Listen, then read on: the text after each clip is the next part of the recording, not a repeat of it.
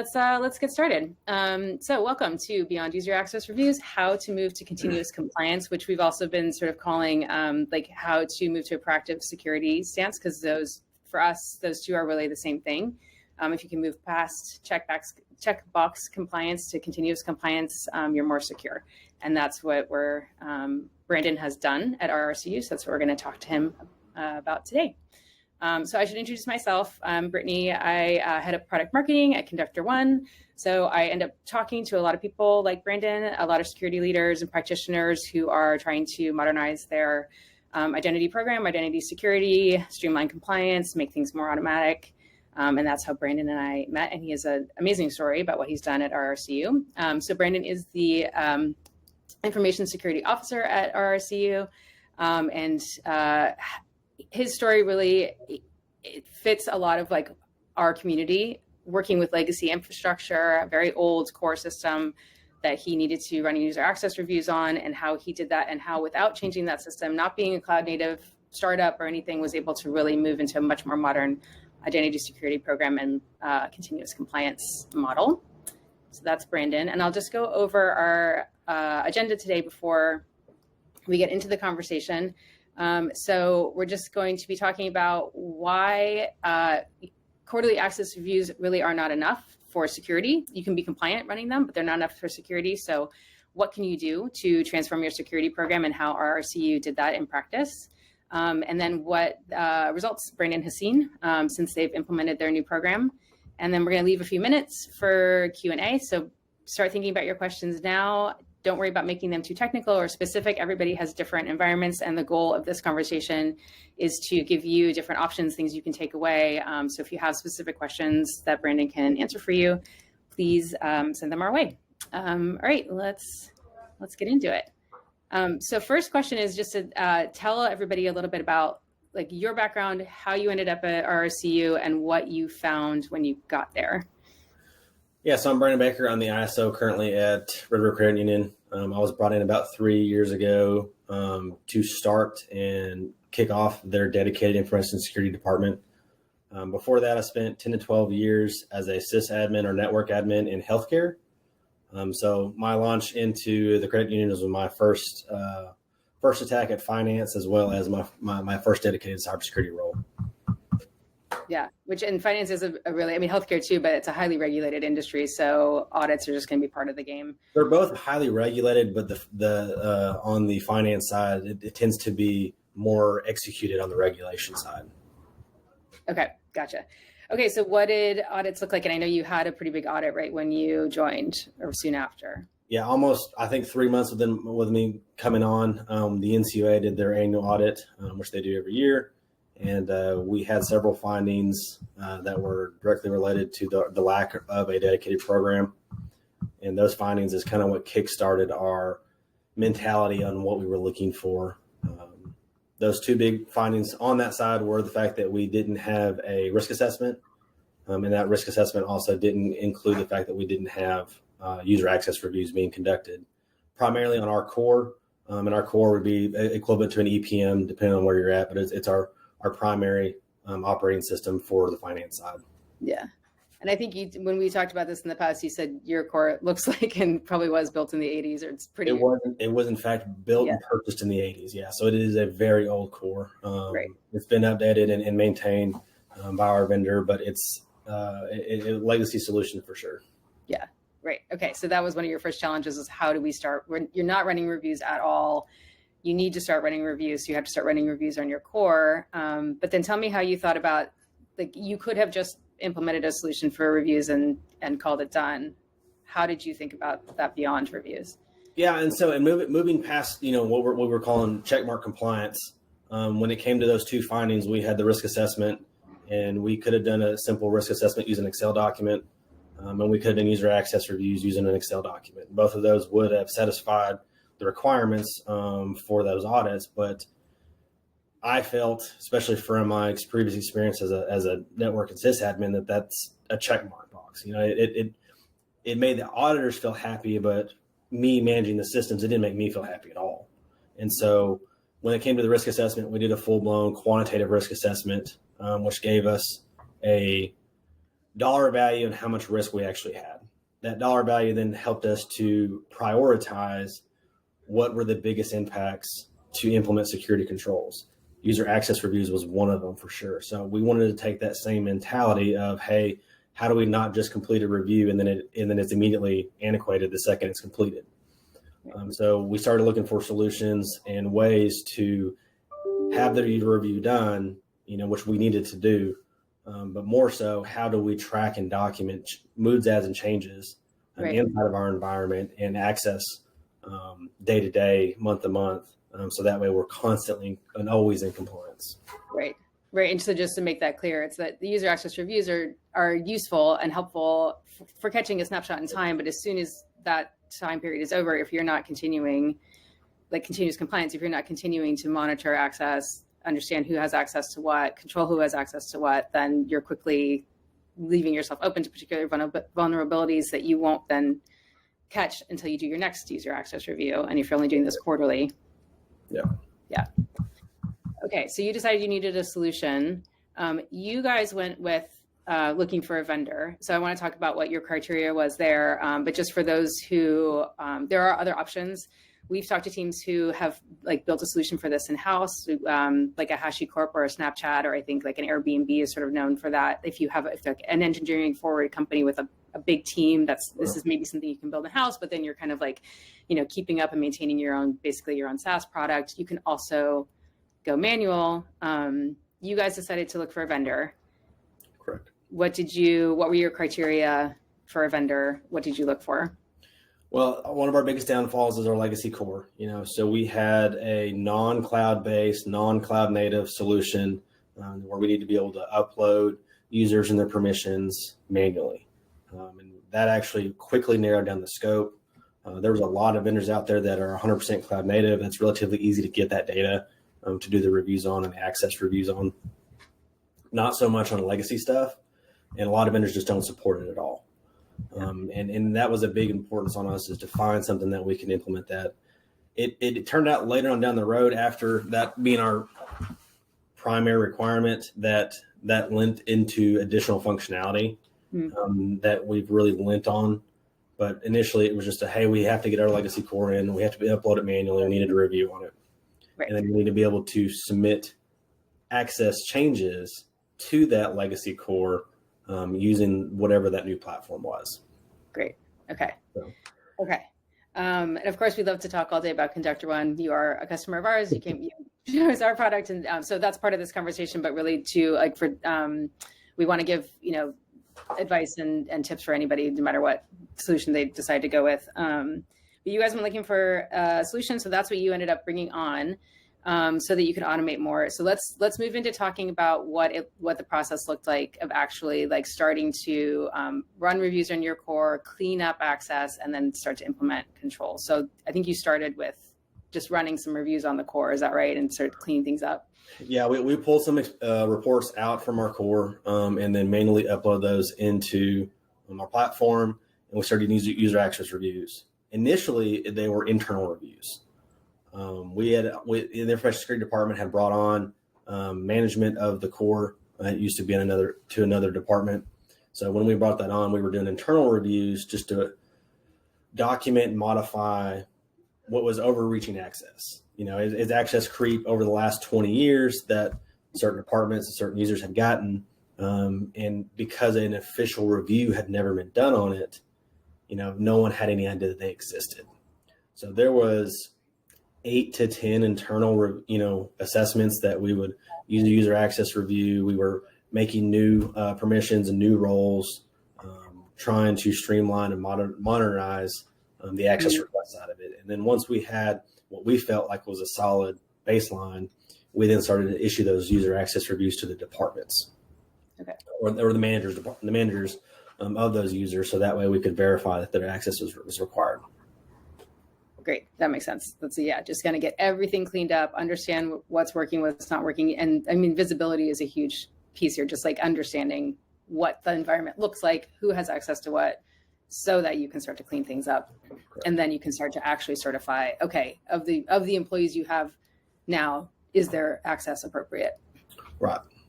Right. Because if we started there and then tried to do the reviews on the back end, we would have been doubling our work. Right. So Right.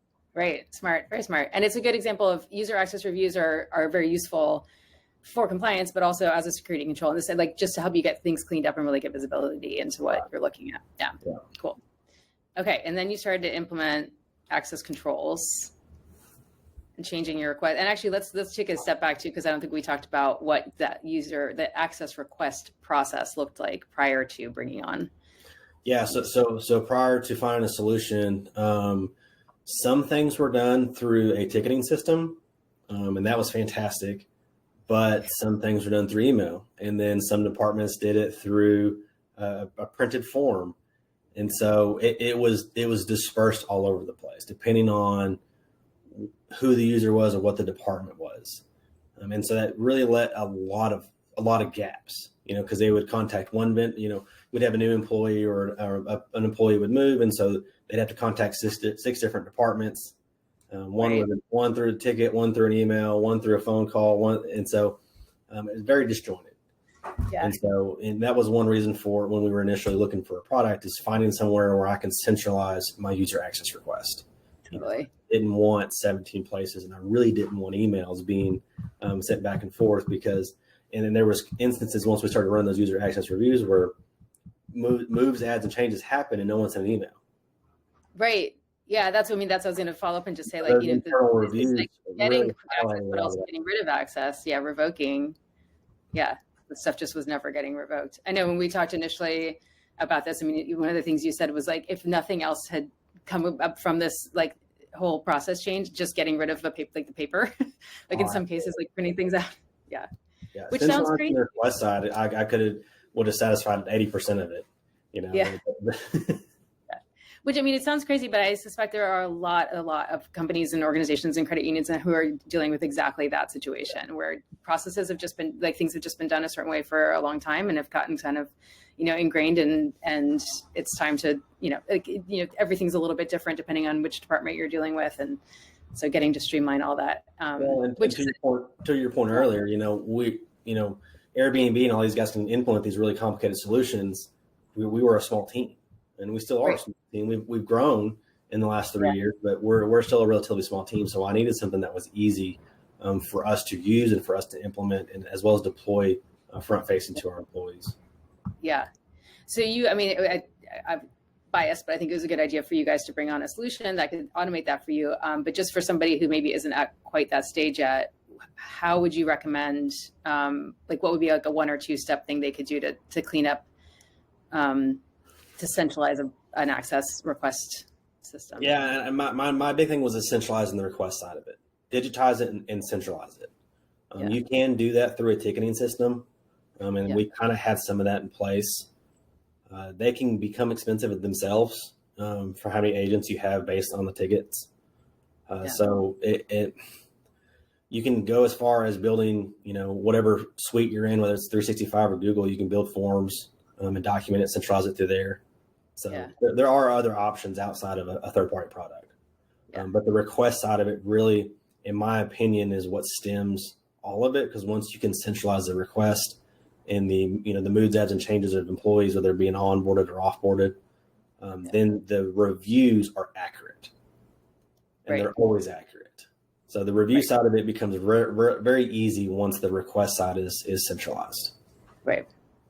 And let's talk about just implementing, and this is, both things that worked and challenges. So, please throw anything in there if I'm not asking about it, like that was a challenge, but also just talking like culturally, convincing people to change the systems that they were used to. Because it sounds like, in some cases they were, onerous for you, but also onerous for the managers and the employees to have to figure out who to email, that kind of thing. But did you have any pushback or challenges?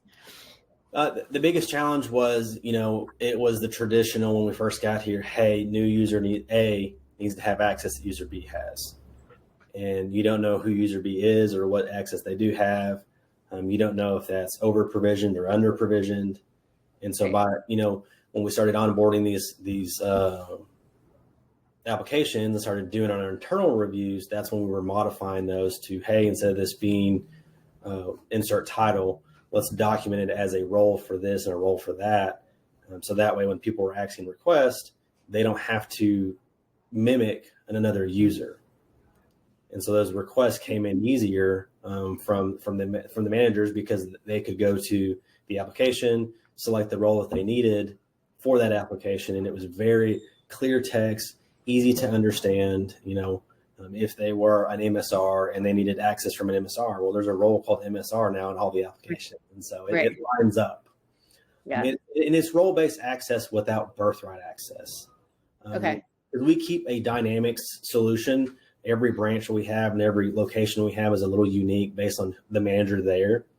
And so even though I have an MSR, front end staff that needs a certain access, they may not need that access in that system based on what branch they're at, because the way that the manager leads it. But because we've broken everything apart, and every system is independently requestable and documented, it's back to the least privilege. Right. It's really smart. Okay. And then you guys have also, you were kind of a birthright model when you got there. Correct. So, yeah. Now you're moving to, in some cases, a just-in-time access model. So if you want to talk a little bit about that, what that looks like, and which teams are doing just-in-time access and why you've chosen to go that direction. Yeah, and depending on what we're doing and what application we're talking about, there are times where users need to elevate privilege way beyond their necessary scope. So my training department may need to hop in and have administrative function in a test environment. Well, they don't need it all the time. And so we've really leveraged that just-in-time, hey, we need to document a case, we need to submit a user to have this access. It only needs to exist for the next 2 hours so they can make a specific change. And that also puts it back that user being responsible for those provisionings and those modifications to those access, and not an admin who shouldn't be modifying things outside of their scope. Right. We have a question, not familiar with birthright model. So how would you define like a birthright model? Birthright access is back to the user A and user B model. So if you showed up to a new position and said, hey, day one, and your manager says, copy whatever user B has. And so you're going to, from day one, have access to 70 different applications. So it's birthright access. Versus saying, hey, Steve, or, you need access to application A, B, and C under this model. So that's not birthright access. That's an individual requestable side of it. Yeah. And I guess we'll answer some questions at the end, but this is a good question we can just answer now. Bruce wants to know, besides the core, what other systems are you running on this platform? So he's asking about Conductor One, but what other systems? Yeah, I alluded a little bit of that earlier. When we first onboarded our core, which is our custom application, that slowly kind of snowballed into, since we were centralizing everything, we started adding more and more applications. Certain departments have specific applications that are URL based and local logins, and those are managed by certain vendors. And so we were able to centralize those. We don't have any control; they're not single sign-on. There's nothing that we can do to manage the access of it. So we onboarded those as custom applications. And I would say at this point in time, now that we're 2 years into this, we're probably 95% captured to all access to all applications that exist in our environment. And so that centralizes it. It makes review side of it very easy. And the adoption for the managers on those systems was fantastic. And the reason for that is because we can continue to manage the system and the access without having to take control of the system. We did that for our core, but I'll use accounting for example. Accounting has a website that they access to view things on the financial side. Well, I don't need to be the system admin of it to provision users. But because we are leveraging the platform, you can log on centrally, you can submit a request, I can see that request, I can see who approved that request, but all the provisioning still goes back to a provisioning group, which is the accounting department. Right. So it's back to least privilege, where I and the information security department can maintain security access without having to provision it myself. Yeah, that was what I was going to follow up with on that, because the owners like that because they have control that they originally had, so they don't have to worry about handing that over to you and trusting you with it. But also for you, from a security standpoint, how do you like that makes you more secure, being able to delegate that access approval to the person who knows? Correct. Because I need to follow the same model. I don't need access, and my department doesn't need to access the things that we don't need to get into. Same as the users that we're provisioning in that model. So it's been adopted really well outside of information security. Just the fact that people can centralize it, we don't have to take control of it, and then we go back to being up to snuff on compliance. Right. And but we always say, like, for both approvals and for reviews, I mean, the managers and the account owners are the most knowledgeable about who should have access to things. So to make them the ones, the decision makers, is a more secure model. Okay, I wanted to get back quickly to just-in-time access, which, just to define that term too, for anybody who doesn't know, is just like exactly what Brandon described. It's just giving people access only for as long as they need it, which can be really difficult to do. It's hard to do manually, obviously, but if you can bring in automation and make that an automatic process so that it's seamless for people, it's actually a really secure access model. So you have IT doing that, and what does it actually look like? I think you said they only get access, you have it set up so they only get it for like an hour at a time or so, right? Right. So there are administrative functions that IT has to execute on the regular, and so instead of having those roles and responsibilities, we're an Azure shops or a 365 shop. So instead of those provisioning be permanent on their accounts in 365, those are now provisioned through the application. So they submit the request. We have it automated so that if the requester is from IT and it's between 8 and 5, it just auto provisions it. And the maximum requestable time is an hour. So if they need to make a change to an application in Azure, they can submit the request. It gets approved automatically. They document their change. They edit their change. An hour later, they're deprovisioned. So that model is so that way when they go home, they don't have access. Right. When they don't need access, they don't have access. When they're on Thanksgiving break. Yep. They're eating turkey. They're not making changes to Azure. And not worry about. Right. Cool. And how did they adjust to the change and how they get access? Oh, they took it really well. Yeah. And they have the same mentality in which they understand the security side of it. It's just, how do we increase the security without impeding function? And so we're not really impeding function because the way we built it out on our model, where the IT department gets auto approved if it's from a certain source at a certain time. So it's not really, they have to hop on a website. It takes 2 seconds to submit the request, and they document it and then they move forward. So because I haven't, it's not, hey, you put it in a request, let's go hunt down someone who's allowed to approve it, and then let's wait for and so. Right. And that's the hard thing about implementing just-in-time access, like manually, is that, so you're going to have manager approvals, and how do you chase somebody down, and how do you make sure it gets actually deprovisioned when it's supposed to be, and that kind of thing. And once again, we're a small shop, so the person who could provision you, they could be at lunch. And so. Right. They could be in the break room eating leftovers. Right. I'm going to keep the turkey thing going. Okay, so that's kind of how that's the system, like in broad strokes, like what you implemented. Maybe let's just like recap it. You are now automated user access reviews. You use them, first of all, to like clean up, get everything where it needed to be, ran reviews with the whole company, and then started implementing these access controls and requests so that now those things are keeping you continuously compliant. Right. Is that a good summary? Okay. Yeah. If you want to add anything. User access reviews, because we are running several custom applications, those moods, adds, and changes are still provisioned by a person. Mm-hmm. And so you make the change, it goes to the system owner. System owner has to make that change manually and then mark it provisioned. So there is a human error aspect on the provisioning side of it. So we do use the user access reviews as a checkpoint to pull in or export the data from that application, put it back in the system, and then do a user access review to make sure that data maintains accuracy. The cloud-based and the cloud native applications maintain accuracy because it pulls the feed constantly. Yeah. But for those custom applications, we have the documentation of everything that's changed from point A to point B. But when we're at point B and we pull in new data and we do the reviews, we're checking the fact that we are an accurate state. Okay, great. Okay, so let's talk about the results, like what you guys have seen. Let's rewind to the 2 years ago when you started, and now what's changed for you? Right. And so, step one was the risk assessment. And so we did a full blown risk assessment, and that risk assessment notified 23 information systems, including our global enterprise controls.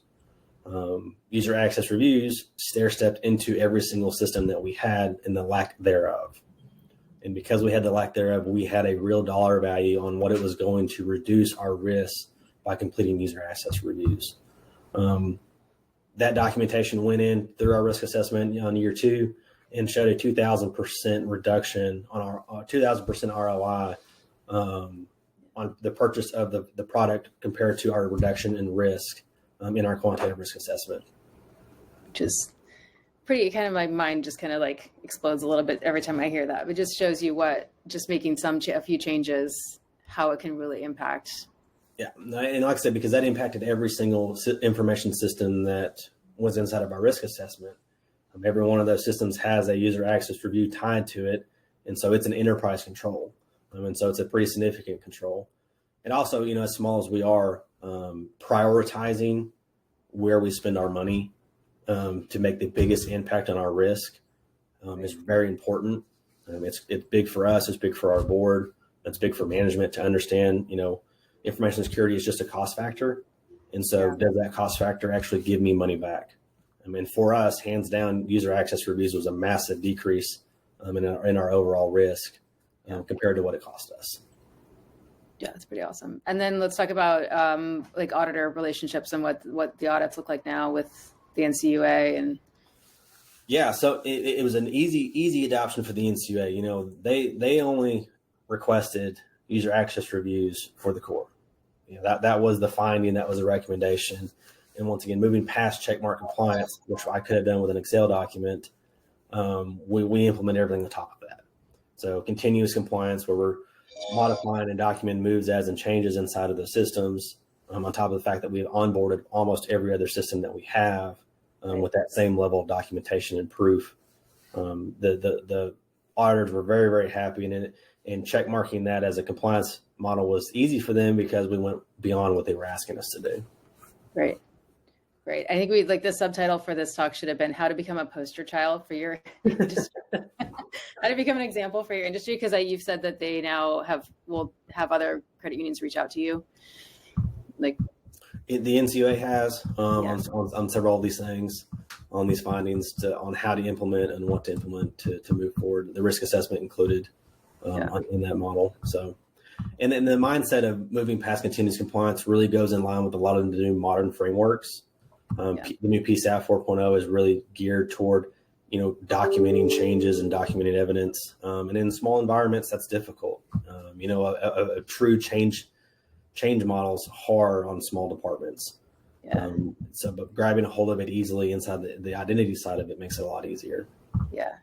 Yeah, that was actually going to be my next question, was sort of what you guys are looking towards in the future, because I know this was reacting to the NCUA assessment, but excuse me, also wanting to go for further compliance certifications and just setting yourselves up for the future. Like, how do you look at that? Yeah, no, we're moving toward full PCI compliance. We've had several analysis, and we've done several vendor and gap assessments on that. We're getting close, and there's no way we would have ever had it as close as we are today without the user access review side and the documentation on that. So there's a whole PCI requirement on request and change, and that was easily checked off on our PCI assessment that we were beyond compliant on what they were asking us for. So.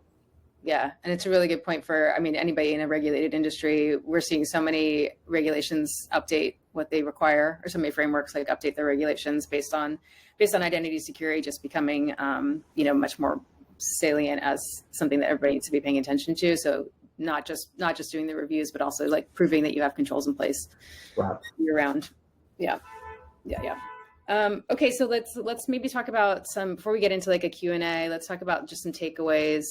If you what are some high level tips if somebody was exactly where you were 2 years ago? What would be sort of the prioritized things that they could be doing to make themselves safer? Yeah. If they don't have a risk assessment, I mean, that's pretty high up there, and quantitative if possible, qualitative if not. And so having that risk is going to tell you where to prioritize what you need to accomplish. For us, user access reviews was high on that list. By implementing user access reviews, we knew that we were going to reduce our overall risk. Once we found out that user access reviews was that document, evaluate how much risk you're going to actually reduce by marking the check mark box in compliance or by implementing it, holistically. And so we implemented that holistically. We understood the fact that, the only way to truly document and truly reduce our risk is to capture all the requests, all the access, all the reviews in one platform, in one location, and centralize that. And once we got that centralized, we felt the reduction in risk, and then we felt the ease in the departments as far as having everything unified. Cool. Okay. So, and however you can do that. So whether it's manual or again, biased, but multiple ways you can do it. And it depends on the size of your team and your organization and all the, various, cool. All right. I think we can start to wrap it up a little bit and see if we have any questions from anybody. Is there anything else you wanted to add that we didn't cover?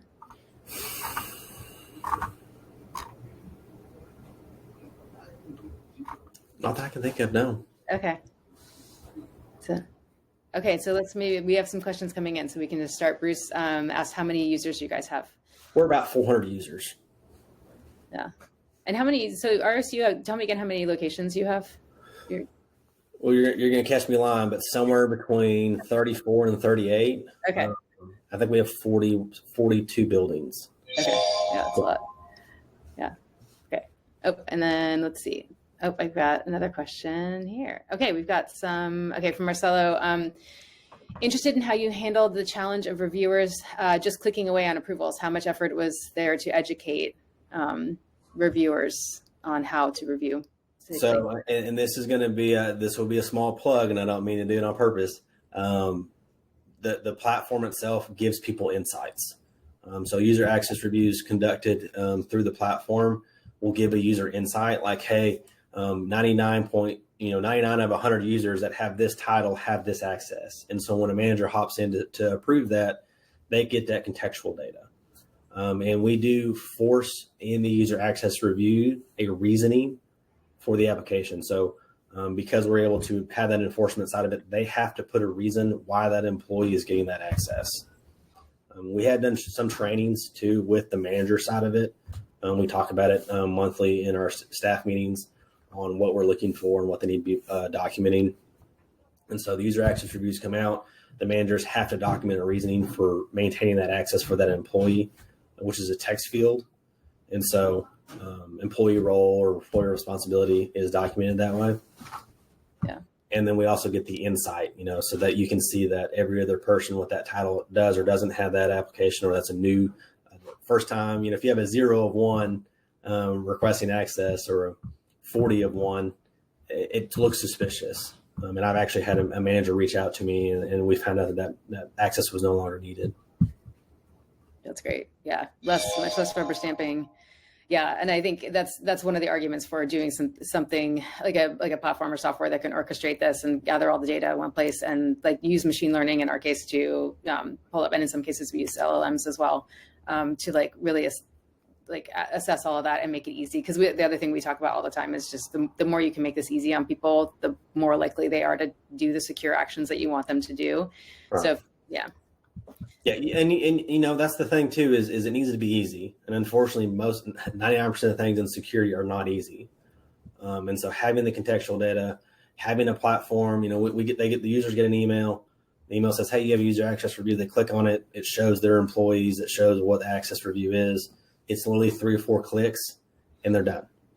And so it needs to be easy. For us, it is easy.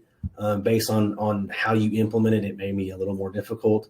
But that's going to be based on size and scope and what tools you have available. But if anything else, attempt for simplicity.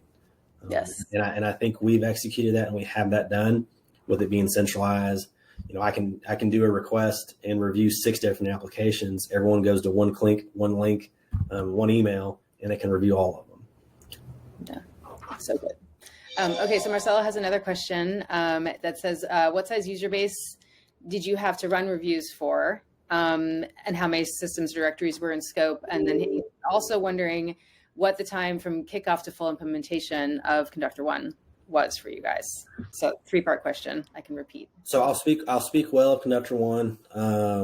Professionally, we I think it was about 2 months during our POV or POC. We actually had onboarded a lot of our stuff to test it and verify it and get it working. And we rolled the POC directly into our live environment once we actually had the product. Once that was done, I think we had biweekly meetings for the first 2 months to help us document, track, and how to implement everything. And then once those initial 2 months were done, we had monthly meetings. And I think we're year 2. We just now got to doing bi-monthly meetings. Yeah. In Conductor One. So we still meet regularly. We still are modifying and changing things to try to make them more efficient and better. And Conductor One does a really good job at helping us do that. So vendor wise, we get really lucky with a great support system. And we've appreciated that. And what was the other question on that? The size of the user base to run reviews for, and how many systems or directories were in scope for reviews? So we started since we're an Azure shop once again, so it was really easy to implement any of the Azure request. That part of it links in. It pulls all the data in from Azure, so all of our application that existed there were really easy to implement and scope. Probably 40 to 50 applications, whether it be single sign-on or not. And on the custom side of it, I think we have about 10 or 12. One thing we didn't talk about, we talked about in the past, me and Brittany, but I didn't bring up in the meeting. We brought physical access into Conductor One. So physical access is now an information system inside of our platform. So when you request physical access, that now goes to the platform, which is a custom application for us. And so we're sitting at about probably 15 custom applications and 40 to 50 cloud-based applications that we're managing. And that's for about 400 users. Cool. Yeah. And we do have an on-prem connector too for our local AD environment. That's one thing that we were able to get implemented. So we can modify users' security groups through the platform. And so that probably includes with the 40 systems I was talking about. I forgot the fact that that's a separate connector. So we do move users into certain security groups based on request documented through the platform. Yeah.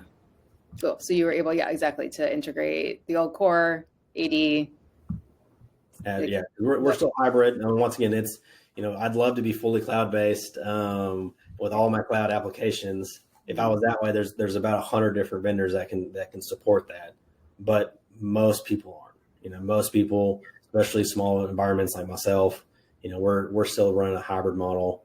Some things are still on premise, some things are still in the cloud. And so I think we got lucky finding what we did and getting it implemented, but like I said, we're probably a 95% capture rate at this point in time. Yeah. 100% cloud-based is absolutely the dream or nightmare, depending on how you want to evaluate it. Unfortunately, there are, SaaS solutions and SaaS companies that can buy products that are 100% cloud-based, but most people sitting on the ground are not. Yeah. And so the custom applications was a big part for us. And just knowing too that because you have legacy systems, like you always are going to be updating things. So you want a solution, whatever it is that you choose, in bold, that you're going to be able to update and add things quickly and not have to wait months to get like a new system integrated. Because I know you guys are going to be moving to a new core eventually. Is that right? We are actively moving to a new core now, and so we're about six months out on that project. But once again, it's a private cloud, so it's a little different. It's not public at all, and so we're building those out, and that's still going to be a custom application for us. But we've done it so much now that we're pretty good at it, and so we feel really comfortable on it. And then they, like I said, our users are getting so used to it now that it's an easy adoption. Cool. All right. So I think we're getting close to time. Brandon, is there anything else you wanted to cover, or any other tricky recipes you want to make sure everybody gets? No. Okay. Hope everyone's turkey comes out moist. Yes. 150 degrees. Okay, great. Well, I so appreciate you taking the time to share with everybody. Everyone, Brandon is available on LinkedIn, so if you want to get in touch with him after. Also, the RRCU's customer story is on our website, on our customers page. So if you want to read a little bit more in depth of this exact process, kind of what they went through, and also this session will be recorded. It has been recorded, and we'll have it. We'll send it all to you after the fact. So if there's anything you wanted to watch or you want to share it with others, and it will also be on our website if you know of anybody else who might benefit from it. And I think that's all. Awesome. Yeah. Cool. Thank you so much for joining, and thank you everybody for joining today. Enjoy the rest of your Thursday. Thanks, guys. Thanks, guys. Have a good one.